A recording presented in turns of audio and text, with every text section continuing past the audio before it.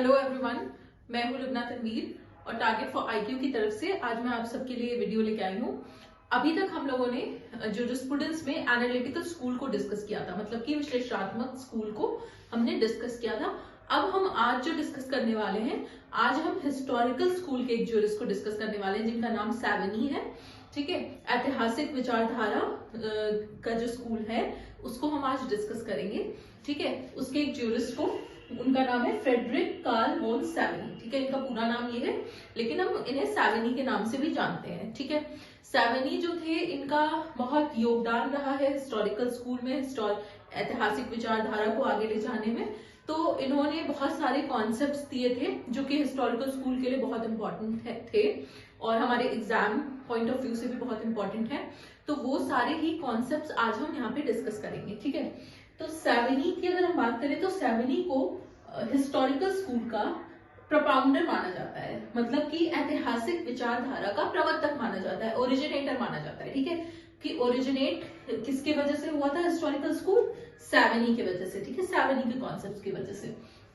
तो historical school का जो सबसे मेन कॉन्सेप्ट है वो ये है कि law is found and not made. ठीक है, इनका जो कॉन्सेप्ट है, इनका जो पूरी विचारधारा है वो एक ही चीज पे रिवॉल्व करती है कि लॉ जो है वो लॉ बनाया नहीं जाता बल्कि पाया जाता है। ठीक है, इट इज सेल्फ एग्जिस्टेंस। विधि बनाई नहीं जाती है, पाई जाती है। ठीक है, इट इज सेल्फ एग्जिस्टेंस, मतलब ये होती है, इसे बस ढूंढना होता है, ये पाई जाती है, ये बनाई नहीं जाती है। ठीक है, जो कि और हिस्टोरिकल स्कूल में ये law is found and not made, ये कॉन्सेप्ट दिया। हिस्टोरिकल स्कूल के सारे ही जूरिस्ट इस बात को बिलीव करते हैं और सैवनी ने ये कॉन्सेप्ट दिया था। सैवनी ने क्या कॉन्सेप्ट दिया था? सैवनी ने विधि के विकासवादी सिद्धांत दिया था। ठीक है, इवोल्यूशन की थ्योरी दी थी। ठीक है, कि लॉ जो है, विधि जो है, उसकी एक ऑर्गेनिक ग्रोथ की बात की थी। ठीक है, कि उसके विकास होता है, धीरे धीरे उसका विकास होता है according to tradition, custom and according to tradition, custom of society.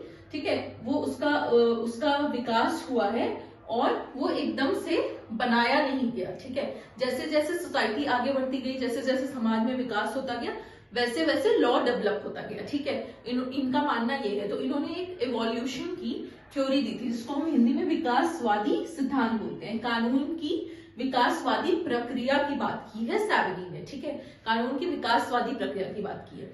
तो इन्होंने इवोल्यूशन की थ्योरी दी। यही रीजन है कि इन्हें डार्विनियन बिफोर डार्विन कहा जाता है।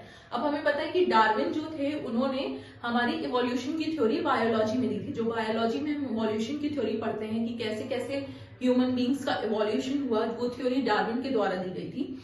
तो इसीलिए सैवनी को भी डार्विनियन बिफोर डार्विन कहा जाता है, क्योंकि इन्होंने डार्विन से कहीं पहले ये इवोल्यूशन की थ्योरी दी थी कि लॉ जो है वो ऑर्गेनिक प्रोसेस के थ्रू उसका इवोल्यूशन होता है। ठीक है, तो ये जो डार्विनियन बिफोर डार्विन कहा गया सैवनी को, ये किसने कहा?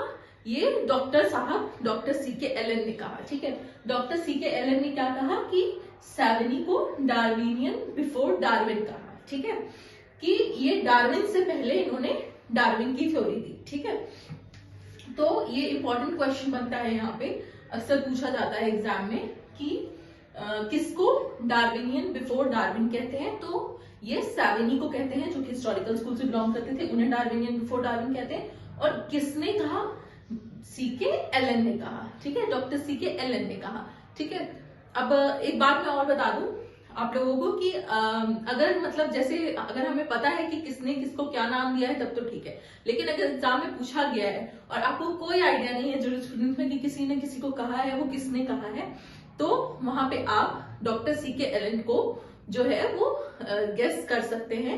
मतलब क्योंकि ज्यादातर जो चीजें हैं ना वो डॉक्टर सीके एलन ही कहते हैं। सबको कुछ ना कुछ नाम देना इनका फेवरेट काम था। ठीक है, इन्होंने बहुत सारे जूरिस्ट को अलग अलग नाम दे रखे हैं। बहुत सारे जूरिस्ट की जो कॉन्सेप्ट्स हैं उसकी आलोचना, क्रिटिसिज्म डॉक्टर सीके एलन ने किया है। ठीक है, तो अगर आपको कोई आइडिया नहीं हो सपोजिटली क्वेश्चन में कि सपोजिटली क्वेश्चन ऐसा आया कि ये चीज किसने किसको कही, तो वो आप वहां पे तुक्का लगा सकते हैं कि डॉक्टर सीके एलन ने कही होगी। ठीक है, वो मतलब चांसेस हैं आपकी कि 70% वो तुक्का जो है आपका वो सही हो जाए। ठीक है, तो ये याद रखना है कि डॉक्टर C.K. एलन ने साविनी को डार्विनियन बिफोर डार्विन कहा है। ठीक है, ये तो होगा इवोल्यूशन थ्योरी की बात। अब जो सबसे इंपॉर्टेंट प्रिंसिपल है साविनी का जो उन्होंने दिया है, ठीक है, जिसको कि हम वोल्फ-जीस्ट थ्योरी के नाम से जानते हैं। ठीक है, उनकी थ्योरी है वोल्फ-जीस्ट थ्योरी। ठीक है, जिसको हम हिंदी में बोलते हैं लोक चेतना का सिद्धांत या फिर अंतर चेतना का सिद्धांत। ठीक है, वोल्फ-जीस्ट थ्योरी का मतलब क्या है? वोल्फ-जीस्ट थ्योरी उन्होंने दी थी। वोल्फ का मतलब होता है पीपल, जीस्ट का मतलब होता है स्पिरिट या फिर कॉमन विल। मतलब कि उन्होंने लॉ को कहा कि लॉ जो है वो लोक चेतना का सिद्धांत है। ठीक है, लॉ जो है लोगों की लोक चेतना से निकल के आता है। ठीक है, जो भी लोगों की लोक चेतना होती है वही धीरे धीरे लॉ होती है। ठीक है, general consciousness of the people की बात की है उन्होंने। ठीक है, यहाँ पे देखिए उन्होंने क्या कहा कि law does not come from deliberate legislation, it develops as the consciousness of the nation arise. मतलब कि लॉ जो है वो लेजिस्लेशन से, कानून जो बनाने वाले हैं उन्होंने नहीं बनाया, बल्कि it develops as the consciousness of the nation arise. मतलब कि ये लॉ कैसे विधि कैसे कैसे विकास होता है विधि का, जैसे जैसे लोगों की अंतर चेतना बाहर आती है, जैसे जैसे लोगों की अंतर चेतना बदलती है, लोक चेतना जो होती है लोगों की, उसी के थ्रू लॉ का डेवलपमेंट होता है। ठीक है, लॉ ऐसे ही डेवलप करता है। सैविनी का ये कहना था। मतलब सैविनी जो थे वो लेजिस्लेशन के अगेंस्ट थे। ठीक है, तो एक रीजन, अच्छा सैविनी के बारे में अगर मैं बात करूं तो सैविनी जो थे वो कोडिफिकेशन के अगेंस्ट थे। ठीक है, जर्मनी में ये पैदा हुए थे।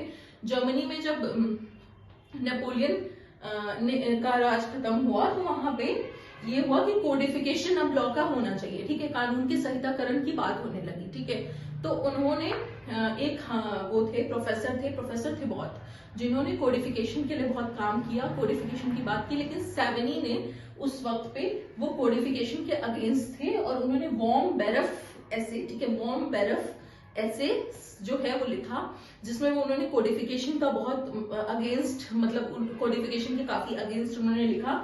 और उसी वॉर्म बेरफ ऐसे में उन्होंने वोल्फ-जीस्ट थ्योरी को दिया, मतलब लोक चेतना के सिद्धांत को उन्होंने उसी वॉर्म बेरफ ऐसे में दिया कि लॉ का कोडिफिकेशन नहीं होना चाहिए, लॉ लेजिस्लेशन से नहीं आना चाहिए, बल्कि लॉ डेवलप होना चाहिए कैसे? By the general consciousness of the people. मतलब लोगों की लोक चेतना के हिसाब से लॉ को डेवलप करना चाहिए। और उन्होंने कहा कि लॉ डेवलप्स लाइक लैंग्वेज। ठीक है, विधि भाषा की तरह विकसित होती है। मतलब कि लॉ जो है, लॉ कैसे डेवलप होती है? लॉ भाषा की भांति परिवर्तित होती है। ठीक है, जैसे कि भाषा बदलती रहती है लोगों की। ठीक है, आप थोड़ी थोड़ी दूर पे जाएंगे तो भाषा बदलती है। ठीक है, लैंग्वेज बदलती है। तो वैसे ही लॉ का भी विकास होता है, लॉ भी वैसे ही परिवर्तन होता रहता है। लॉ में, लॉ एक स्टैटिक कॉन्सेप्ट नहीं है, लॉ एक ऑर्गेनिक प्रोसेस है जिसके थ्रू की लॉ की चेंजेस लॉ में आते रहते हैं। और उन्होंने कस्टम, ट्रेडिशन, इन सब चीजों को बहुत ज्यादा इंपॉर्टेंस दी। सैविनी ने कहा कि लॉ जो है वो हमेशा डेवलप करता रहता है according to custom and traditions of the society. तो इसीलिए उन्होंने कहा कि लॉ डेवलप्स लैंग्वेज, विधि भाषा की तरह विकसित होती है। ठीक है, कस्टम को उन्होंने बहुत इंपॉर्टेंस दी है। कहा है कि custom not only proceeds legislation but it is superior to it. मतलब कस्टम ना कि लेजिस्लेशन से पहले आता है। कस्टम जो है, मतलब जो रीति रिवाज हैं, जो प्रथाएं हैं, वो लेजिस्लेशन से सुपीरियर है, उसे लेजिस्लेशन से वो श्रेष्ठ मानते हैं। ठीक है, कस्टम को उन्होंने इतनी इंपॉर्टेंस दी। यही रीजन है कि सैविनी की थ्योरी की आलोचना की गई थी, को बहुत क्रिटिसाइज किया गया था, बिकॉज कस्टम को उन्होंने बहुत ज्यादा इंपॉर्टेंस दी है, बाकी सारी चीजों को ओवरलुक किया, बाकी सारी चीजों को इंपॉर्टेंस नहीं दी है।